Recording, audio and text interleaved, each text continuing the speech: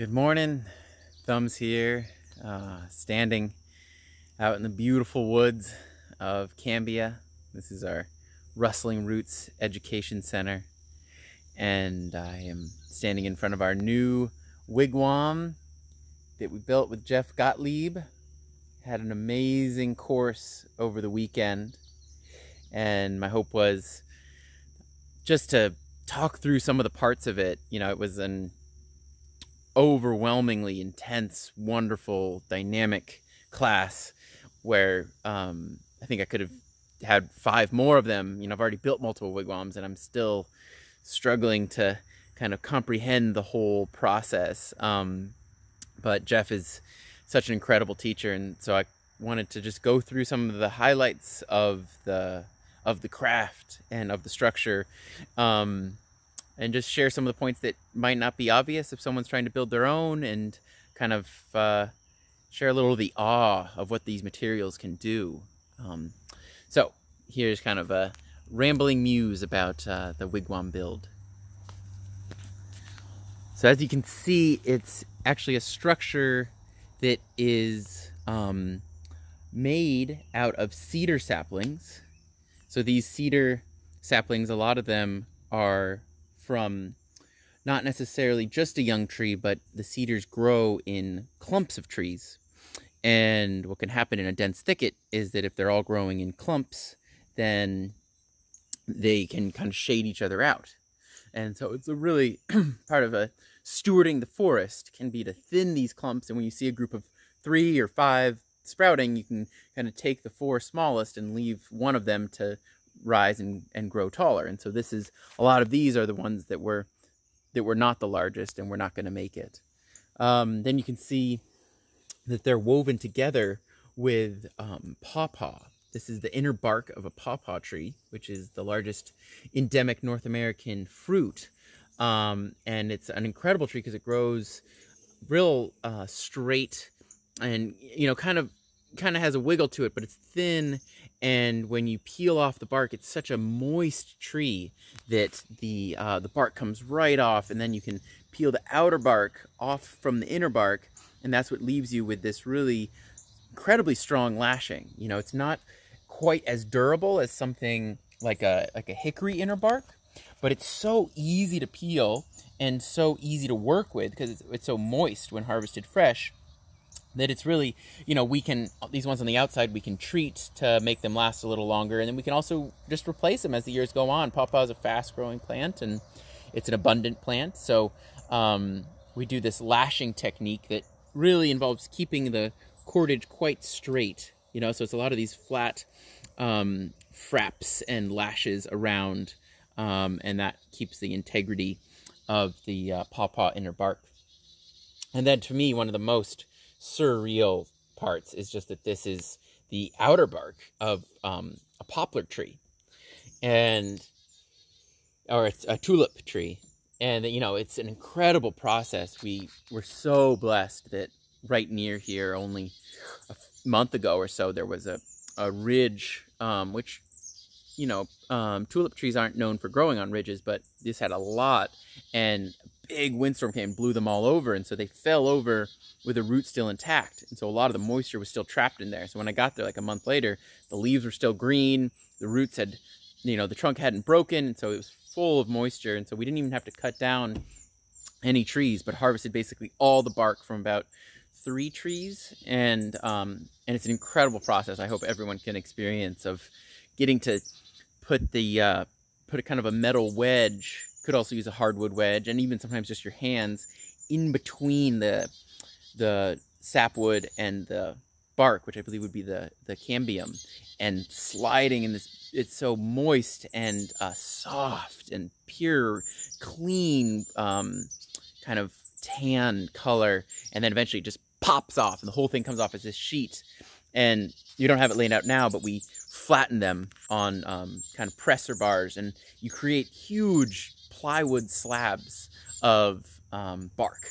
And so then, since it was still moist, we were able to then kind of wrap it around, and by putting this external frame, it squeezes the bark. So we have we almost have 3 frames. We have the top bark. This is a top shingle, has 1 frame around it, Then the lower bark has another frame around it.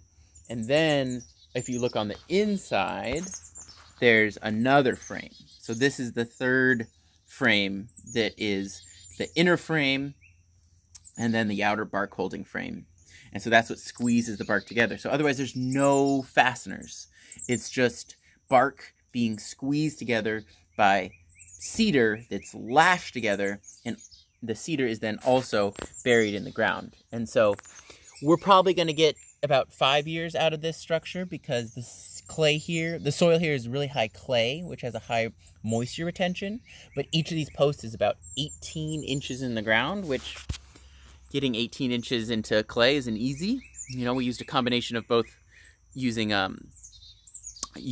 a post hole digger, but needing to keep it really small because we're not really trying to create a big hole and then fill it. The best is to actually kind of compact the soil and almost create a cylinder, almost more like a flag holder, like a flag post holder. And that shape is so hard that it allows you to put the staff in and then really bend it, which is different than some other post hole digging when you might just want to dig down, pour concrete, stick a post in it, and you're not worrying as much about that torque. But with these, we want to be really tight because we're bending the cedar so hard, and if the soil's loose, it'll just bend without having that resistance. And so you can also, the traditional way, which we tried doing some of, is to get a piece of hardwood, like an oak, make the oak into a stake with a real gentle taper, and then wrap the top of it with cordage. We used metal, but you could also use, I'm sure you could use an organic cordage as well. And what that does is prevents the top from mushrooming as you hit it with a sledgehammer. So basically you're driving the stake into the ground, creating a shaft that's the same dimension as your cedar pole, and by wrapping cordage around the top, you're preventing it from mushrooming. But it still does, and it's quite beautiful. You can see we have one of the pieces here. We trimmed it off towards the end, but eventually you can get what looks like an oak brush. And so this would fray more and more and more, and eventually it really ends up looking like a splayed oak paintbrush. And so this was one of our driving rods for the shallower holes. And so then another factor, so you start with the inner, and you start with the inner verticals. So these verticals are going to be the first ones you do. And if you put all of them in, and then you put the horizontal on, there's the bottom horizontal you can see right here. So this goes all the way around the bottom, and if you put that in first, we'll adjust the light, see if it picks it up. Put that in first, then it holds the bottom of the poles so that they have resistance when you're trying to bend them. Because your toughest part for the bending is to get the bend to not tilt out of the ground like this, but to really get the bottom of the bend to go up and then over. And so having the ring around the bottom helps give that resistance where you can really push the poles to get them vertical before they bend horizontal. And so now we're going to go in, and it's such a beautifully sacred space. Oh.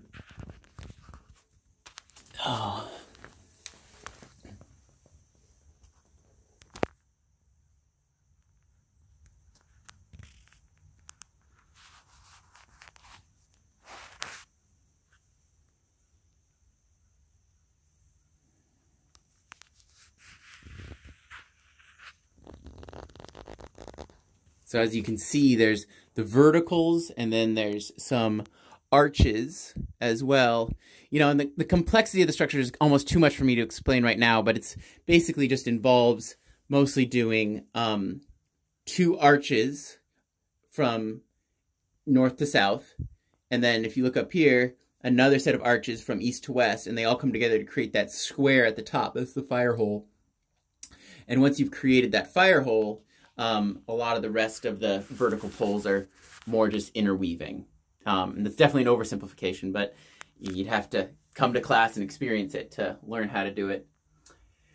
And, you know, there's so much more to share, but one of the last things that I thought was interesting and that can apply to a lot of people trying to, in general, bend cedar. I think it's a beautiful material and a beautiful technique for woodworking.